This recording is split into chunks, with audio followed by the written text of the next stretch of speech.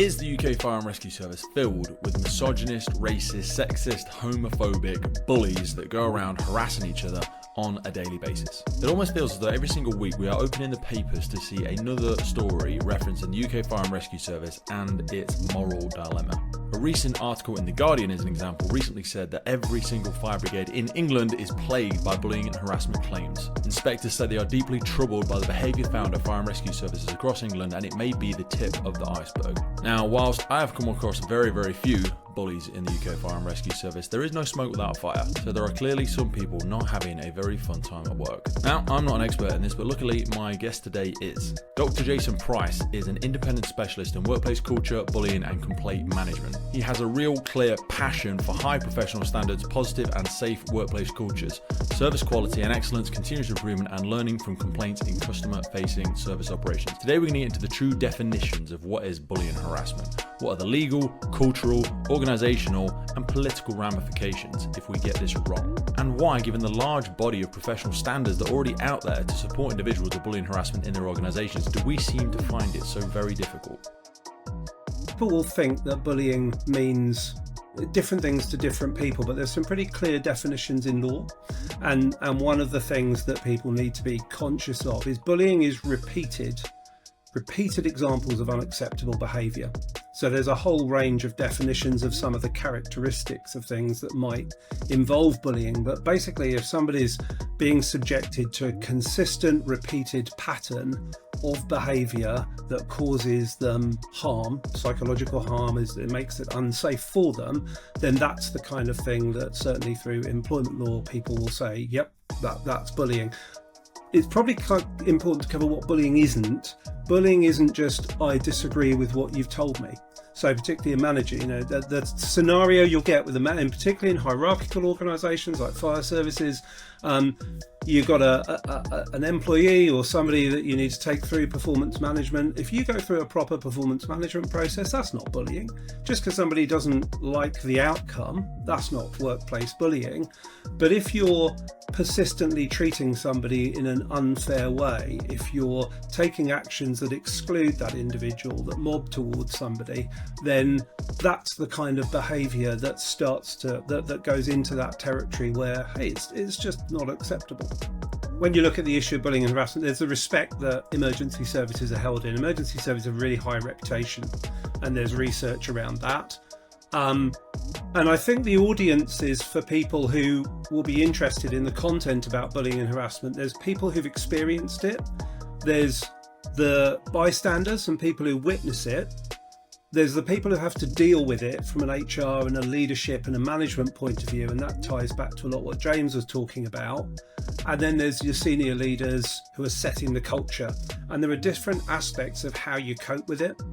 So we can look at what the extent of the problem is. It's not just a UK problem, but we can certainly focus on that because that's where most of your audience is.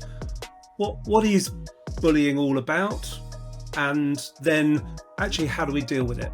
When we're talking about positive workplace culture and attitude, and then you get, as you say, bullying and harassment and incivility, it's for a lot of people who've experienced it. If you're talking to people who've experienced this kind of thing, they actually just want it to stop. Sometimes it's misunderstandings. Not everything, as the point you made, not everything actually is escalated up. Now, that's not to minimize the experience anybody is having, and anything that is below the line needs to be tackled, and there are mechanisms, and we'll get into how that should work and some of the problems. But I think one of the areas that I've certainly had some experience in, which works particularly well, is around restorative process.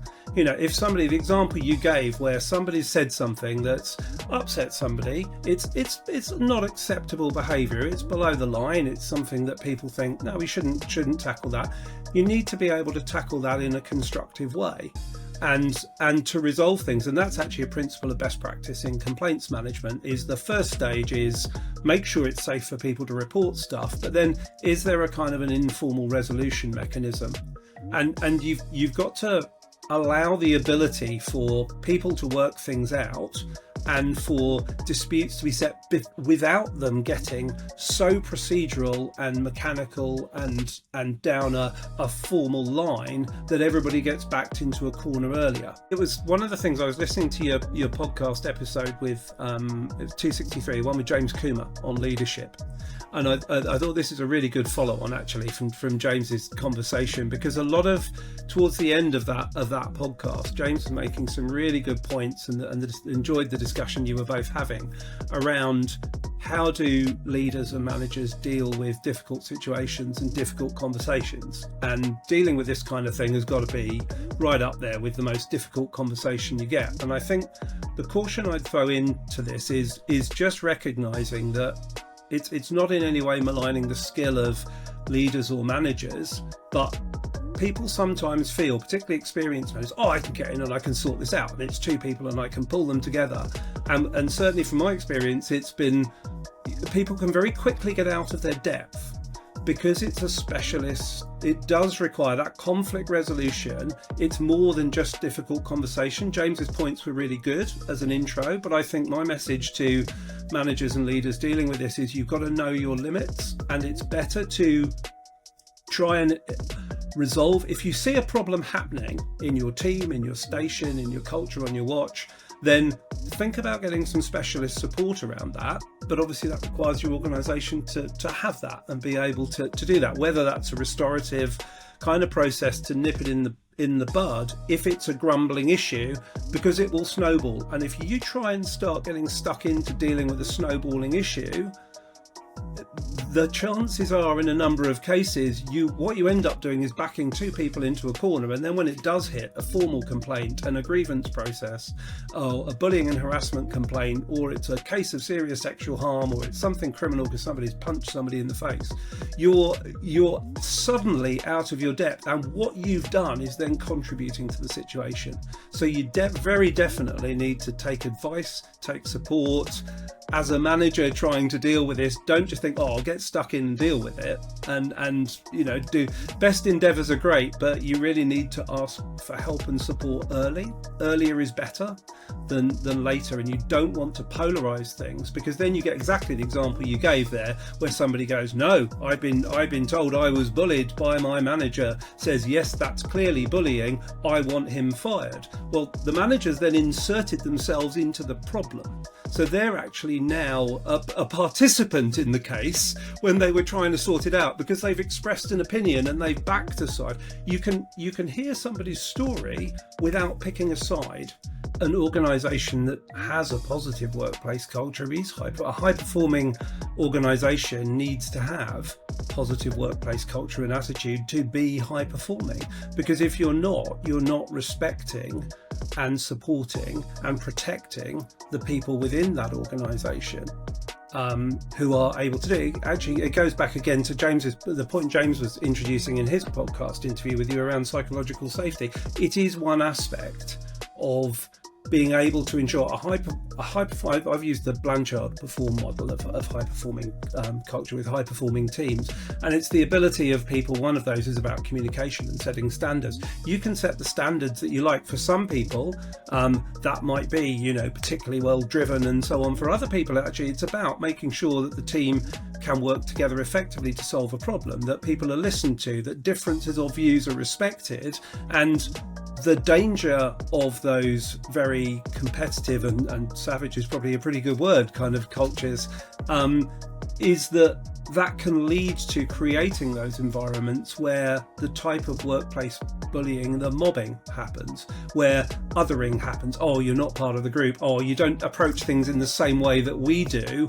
Well, that makes you weaker, and you're not up to scratch, and therefore you end up with a group of people picking on somebody else because they have a different approach. Now that approach there's some baseline tasks you've got to be able to do as a firefighter.